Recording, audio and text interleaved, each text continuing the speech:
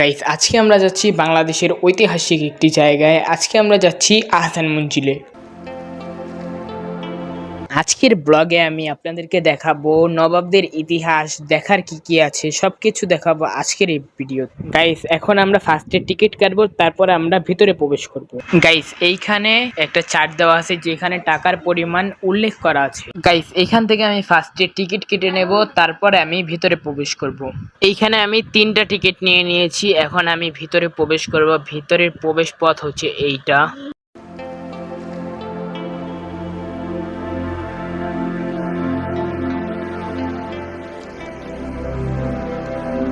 Guys, আমরা আহসান মঞ্জিলের ভিতরে প্রবেশ করেছি। আমরা আজকে আপনাদেরকে সবকিছু আহসান মঞ্জিলের ডিটেলসে দেখাবো। এখানের সুন্দর পরিবেশ, এটার ভিতরে কি আছে, এটার মনোরম দৃশ্যগুলো আপনাদেরকে আমি দেখাবো।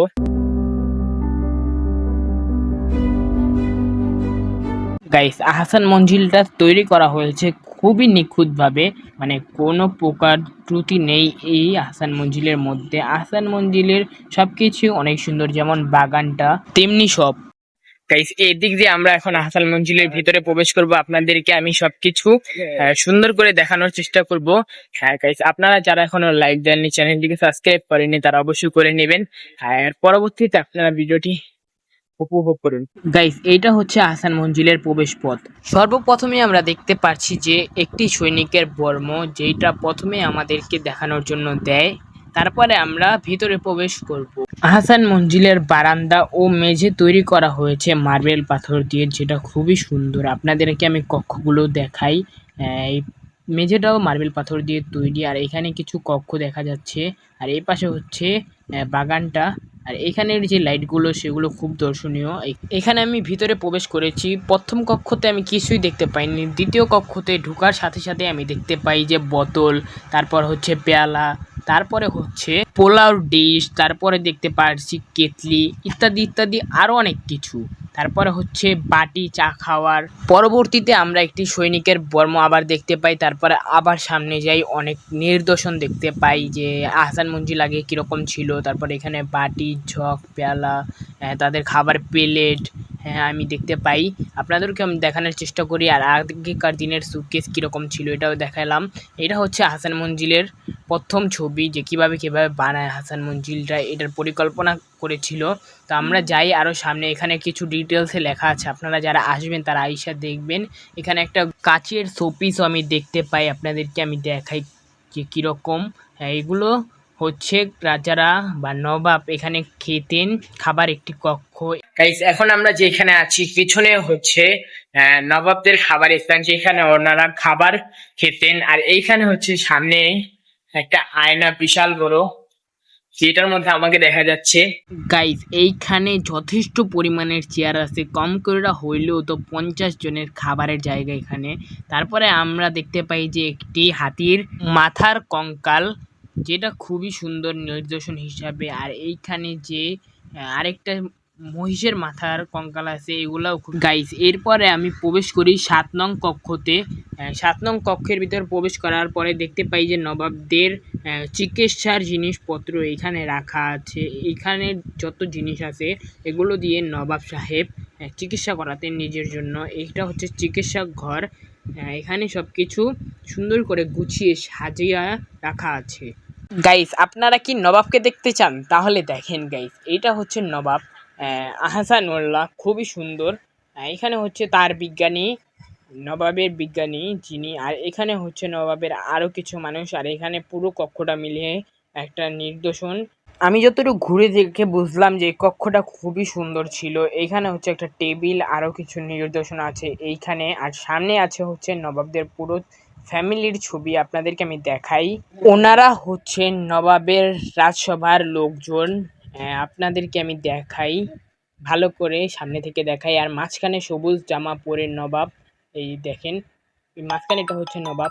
যাদের মোবাইলে কল গিয়েছে তারা অবশ্যই লাইক দিয়ে দিবেন। তারপরে আমরা আরেকটি কক্ষর মধ্যে প্রবেশ করি, যেখানে হচ্ছে নবাবদের খেলার ঘর।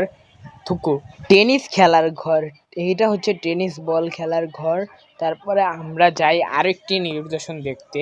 এরপরে আমরা যাই নবাবদের লকার দেখতে সিন্ধুকের কাছে, কিন্তু সিন্ধুকের মধ্যে একটা টাকাও ছিল না, শুধু লোহার সিন্ধুকটা ছিল। অনেক পুরনো সিন্দুক, যেখানে হাজারো তালা দেওয়া, আপনি একটার পর একটা তালা ভাঙবেন তারপরেও তালা শেষই হবে না। তারপরে আমরা যাই সামনে, এখানে আরও একটি আছে, ওইটা হচ্ছিল ছোট আর এটা হলো আরও বড়। তারপর আমি সামনে যাই, এটা হচ্ছে নবাবদের দলিল। দলিল আপনি বুঝবেন, কিন্তু দলিলের মধ্যে কি লেখা আছে তা আপনি বুঝবেন না। আমরা ইতিমধ্যে কিছু কক্ষ আমরা এখানে দেখেছি, আরো অনেকটা কক্ষ এখানে বাকি আছে, আপনাদেরকে আমি পুরো সবকিছু দেখাবো। আর এখানে আরো অনেক কিছু আছে ইতিহাস হিসাবে, সবকিছু আপনাদেরকে আমি দেখাবো। যারা এখনো লাইক দেননি তাদের জন্য এই কথাটা, অবশ্যই লাইক দিয়ে দিবেন, কারণ আপনারা যদি লাইকই না দেন তাহলে তারা আমার ভিডিও করা হবে না। আপনারা অবশ্যই লাইক দিয়ে দিবেন। এর পরবর্তীতে আমরা দ্বিতীয় তলায় উঠে যাই। এইখানে দ্বিতীয় তলায় উঠতে উঠতে আমি অনেক বিদেশিদের হাতের লেখা দেখতে পাই, যেমন সুমাইয়া প্লাস শাফিন বা আরাফ প্লাস সুমাইয়া, এরকম ইত্যাদি ইত্যাদি অনেক কিছু দেখতে পাই। এটা হচ্ছে সিঁড়ি, একতলা থেকে আমি 2 তলা এখন উঠলাম। এখন আমরা যাব সামনে। এরপরে আমি দ্বিতীয় তলার প্রথম কক্ষতে প্রবেশ করি। প্রথম কক্ষতে ঢোকার পরে আমি কিছু ছবি দেখতে পাই এইখানে। ওনাদের আসল নাম লেখা আছে, কিন্তু ওনাদের পরিচয় কি তা লেখা নেই। আপনারা আসলে অবশ্যই জেনে নেবেন। এখানে আরও অনেকের ছবি দেওয়া আছে, অনেকের প্রায় 20-30 জনের। আর একটা হচ্ছে নবাবদের আমলের মুদ্রা। এখানে হচ্ছে কিছু সিল অপশন, যেটা দিয়ে সিল মারতেন তারা।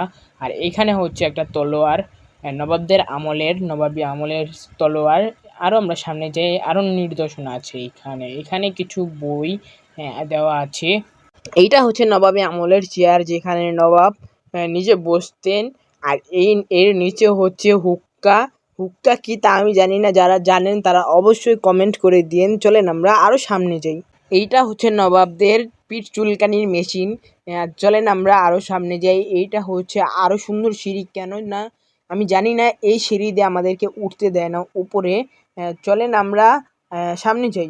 আপনাদেরকে আমি দেখাই যে দ্বিতীয় তলা থেকে দেখতে কীরকম লাগে।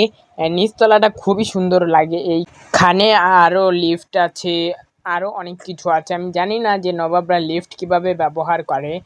চলুন আমরা সামনে যাই, আপনাদেরকে দেখাই যে আরেকটা লিফট। এই হচ্ছে নবাবদের আমলের লিফট। চলুন আমরা সামনের কক্ষতে প্রবেশ করি। তো এইখানে আমি প্রবেশ করার পরে দেখতে পারছি যে নবাবদের বসার জায়গা, যেখানে ওনারা আড্ডা দিতেন বা বসে কথা বলতেন, এরকম কিছু একটা কক্ষ। তো চলুন সামনের আরেকটা কক্ষতে আমরা যাই। দেখেন গাইস, আপনার থেকে বড় বডি বিল্ডার এখানে দাঁড়িয়ে আছে মূর্তি হিসাবে, আরেকটা আছে। এইখানে নবাবদের আমলের হাজারো হাজারো বই দেওয়া আছে। এইখানে আরো কিছু সুন্দর জিনিস দেওয়া আছে। লাইটটা দেখেন গাইস, কত সুন্দরই লাগছে। এখানে লাইটটা দেখে আমি পুরো অবাক হয়ে গিয়েছি। আমার সব কিছু থেকে এই লাইটটাকেই বেশি ভালো লেগেছে। এটা হচ্ছে নবাবদের আমলের খাট, যেটা আমার কাছে খুবই সুন্দর লাগছে, খুবই খুবই খুবই সুন্দর। যেটা লোহার হলে কি হবে, কিন্তু ডিজাইনটা খুবই সুন্দর। আপনারা যারা এসেছেন তারা তো বুঝতেই পারছেন যে নবাবের জিনিসগুলো কত পরিমাণের সুন্দর হয়ে থাকে। তো চলুন আমরা সামনের আরেকটি কক্ষতে যাই। সামনের কক্ষতে গিয়ে আমরা দেখতে পাই যে নবাবদের বসার আরও একটি জায়গা। বুঝি না গাইস, ওনারা এত জায়গায় বসে কি করতেন। আর এখানে লেখা আছে যে আয়নার মধ্যে হাত দিবেন না, আর আমি হাতও দিইনি, আমি আপনাদেরকে দেখানোর চেষ্টা করতেছি অনেক কষ্ট করে। তো চলুন গাইস আমি আরো সামনে যাই। গাইস ইতিমধ্যে আমরা কিছু কক্ষ মানে প্রায় শেষ পর্যায়ে চলে এসেছি। হ্যাঁ, আরো অল্প কিছু কক্ষ বাকি আছে, সেগুলো আমরা ঘুরে তারপরে আমরা এই জায়গা থেকে বিদায় নিব।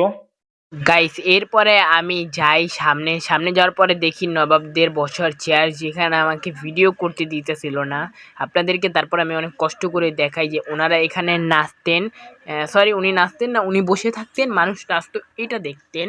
গাইস আমাদের ভ্রমণ করা শেষ এখানে। তারপর আমরা এখান থেকে হালকা পাতলা একটু ঘুরে তারপরে চলে যাব। গাইস এইদিকে আমরা চলে আসছি, তারপরে এখন আমাদের ভ্রমণ শেষ, এখন আমরা এদিক দিয়ে নামতেছি। হ্যাঁ, আপনাদেরকে আমি পুরো এটা কি দেখানোর চেষ্টা করছি। আর সামনে আরেকটা বিল্ডিং আছে, সেটাও আমি দেখানোর চেষ্টা করব। যারা এখন পর্যন্ত লাইক দেননি তারা অবশ্যই লাইক দিয়ে চ্যানেলটাকে সাবস্ক্রাইব করে দিবেন।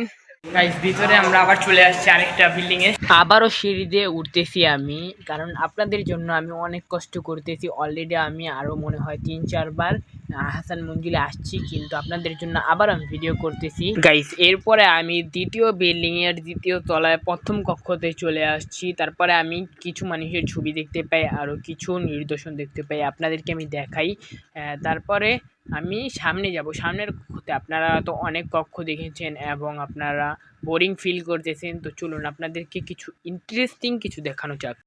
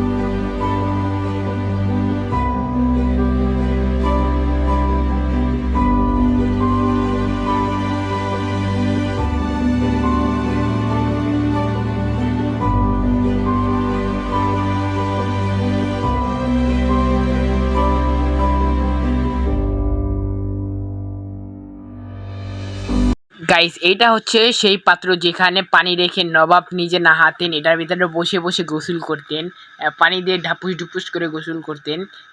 তারপর হচ্ছে নবাবদের ফ্যামিলি, এখানে হচ্ছে নবাবদের রাজসভার মানুষজন। তো চলুন আজকের আরো সামনে যাই। গাইস আজকের মতো আহসান মঞ্জিল থেকে এখানেই বিদায় নিলাম। দেখা হচ্ছে নেক্সট কোনো আরেকটি ভিডিওতে। ততক্ষণ পর্যন্ত ভালো থাকবেন, সুস্থ থাকবেন। আসসালামু আলাইকুম।